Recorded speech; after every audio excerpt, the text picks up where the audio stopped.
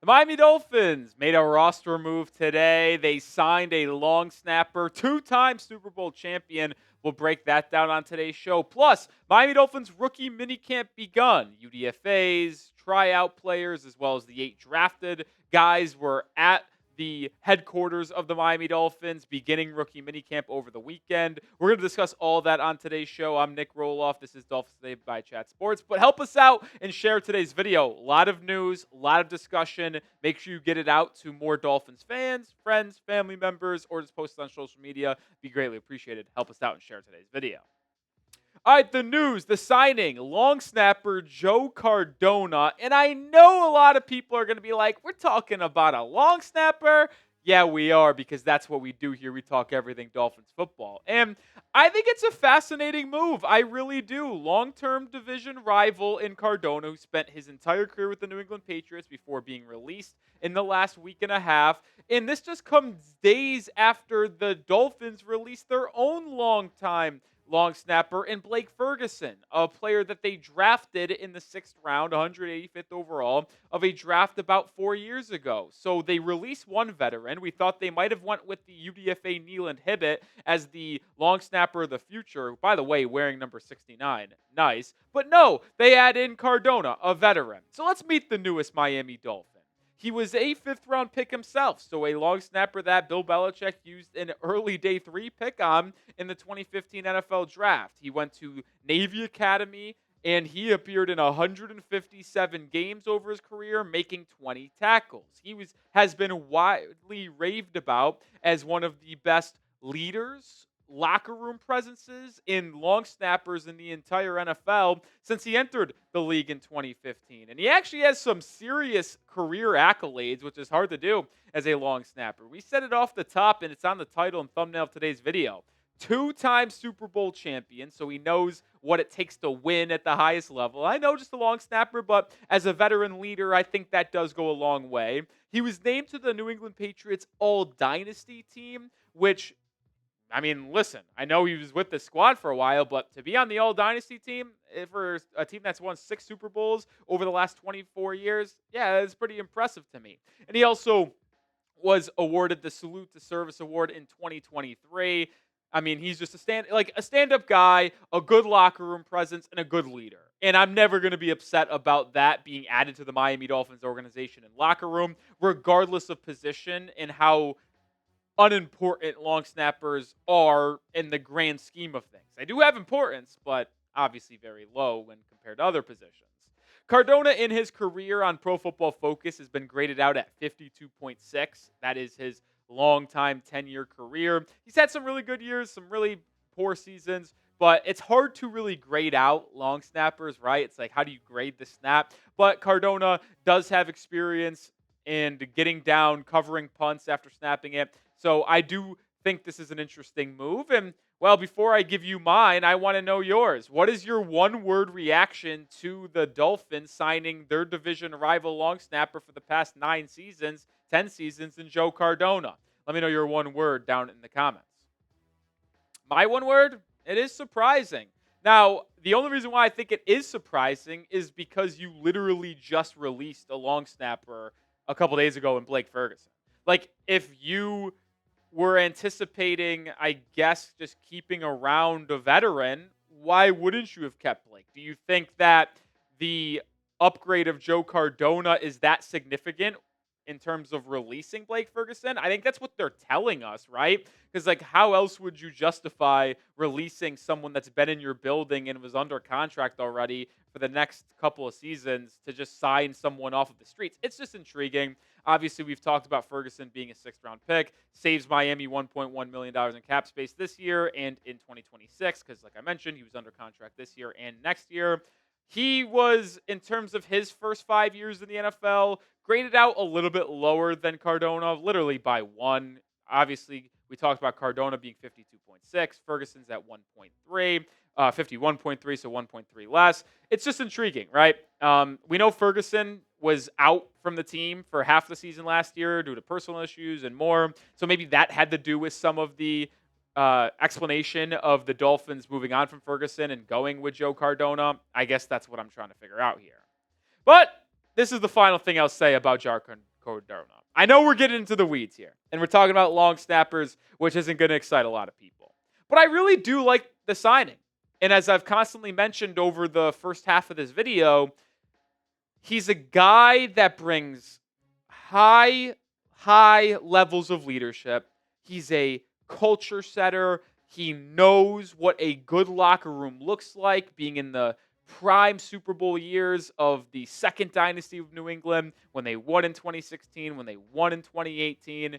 So to me, just injecting that into a locker room, looking to kind of reset and rebuild their culture and locker room presence, I think Cardona could do a big impact on that. And I also believe he's one of the top half long snappers in the NFL. So just when you look at the pure play basis, I'm pretty intrigued with how Cardona could impact this Dolphins special teams unit. This is why you also subscribe, though, because what other YouTube channel is breaking down a long snapper signing in mid-May for 6 minutes plus? I don't think many. So hit that sub button and join us today for the latest around the Miami Dolphins. We talk about all Dolphins news, rumors, and everything in between. Let's get to 69,600 subscribers on this video. We need 75. Hit that sub button.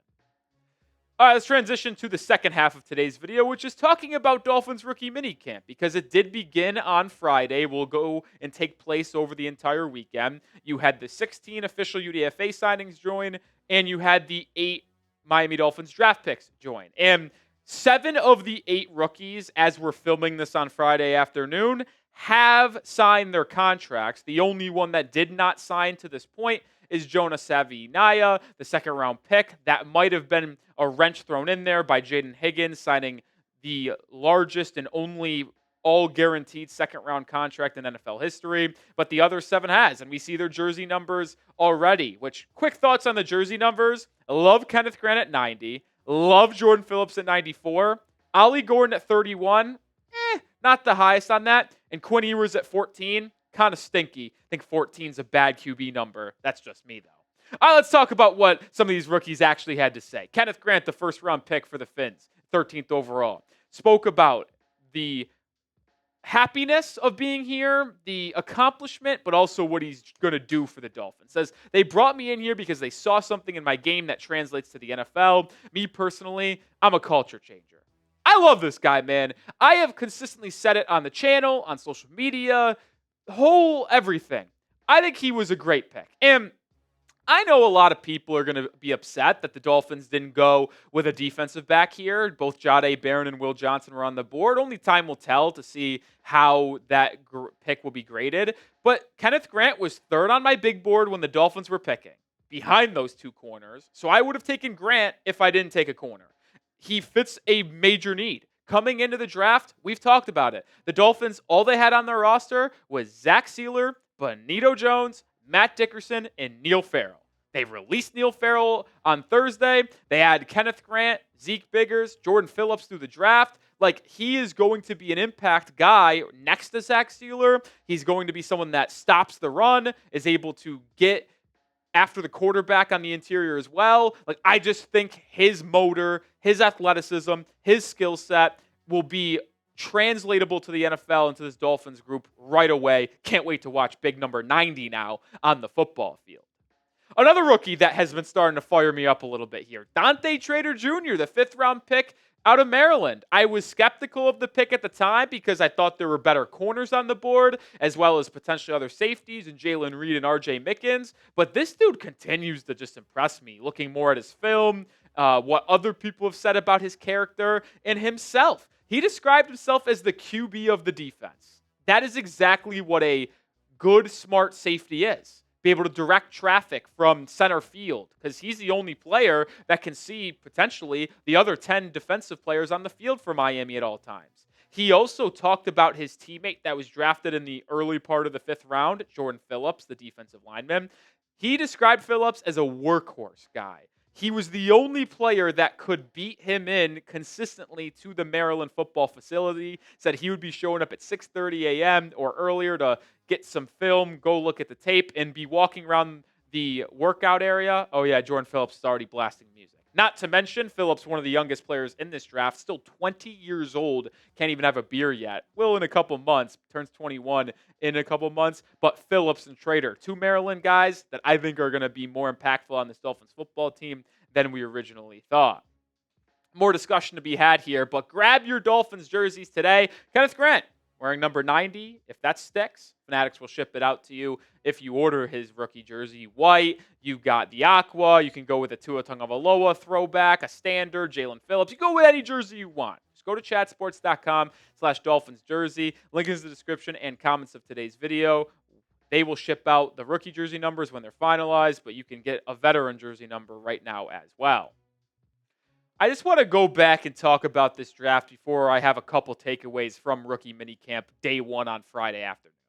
I think there is one thing clear. We talk about the youth movement, Miami going younger, more athletic with their draft picks, their free agency signings. I also think you could talk about the character of some of these guys. Like, the Dolphins clearly wanted to get high character, high motor, good locker room presences. Because I don't think Miami has had that over the past couple of seasons. I don't want to say things. I don't know what's happening, but you see the Tyreek Hill stuff. You see the Javon Holland kind of rumors out there. The Jalen Ramsey potentially late to meetings things. Like, these players are starting to trickle their way out of the Dolphins organization. You bring in a guy like Kenneth Grant, Jordan Phillips, Dante Trader, high character, high energy, high work ethic. I love it. And it's just only showing us that I think the Dolphins is finally starting to add players and add a good direction to this organization, which fires me up personally. Which Dolphins rookie are you most excited for? I think I'm most excited for Kenneth Grant. It's hard not to be excited for the first-round pick, the D lineman that's going to start day one on the interior. But let me know what rookie you are most excited to see.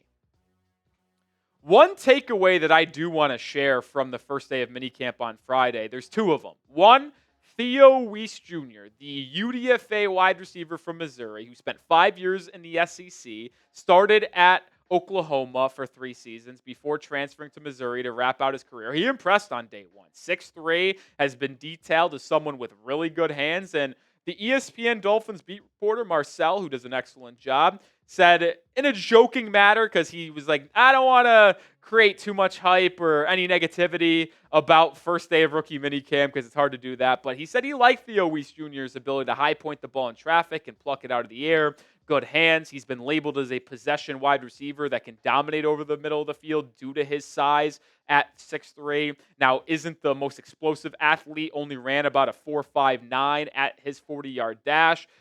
Omar Kelly also mentioned that he was impressed by a tall wide receiver making catches in traffic today. Now, as this is kind of fraudulent of Omar Kelly, and I can't believe he tweeted this out on his own will. He said he didn't know the name of the player.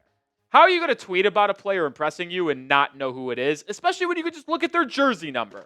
Maybe he's talking about Theo Wease Jr. like Marcel. Maybe he's talking about Andrew Armstrong. I don't know, but it sounds like Theo Wease might have made a good first impression on day one.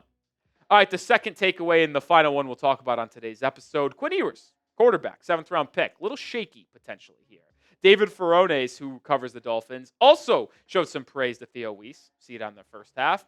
But he talked about here with Quinn. Hit some passes, didn't hit others, but he's working with a bunch of receivers he's never thrown to. And I think that is a fair excuse, if you will. Quinn Ewers doesn't know the speed of these wide receivers, doesn't know how quickly they get in and out of their breaks. So the timing aspect between these QBs and wide receivers are going to be a little bit off, which is why they have this rookie minicamp and they get these rookies into the buildings earlier than later so they can get really worked in with each other. So I'm not going to panic. I just did want to share it as first day of minicamp. You guys might be excited. I'm excited. And that's kind of what my final word on today's show is going to be all about, right?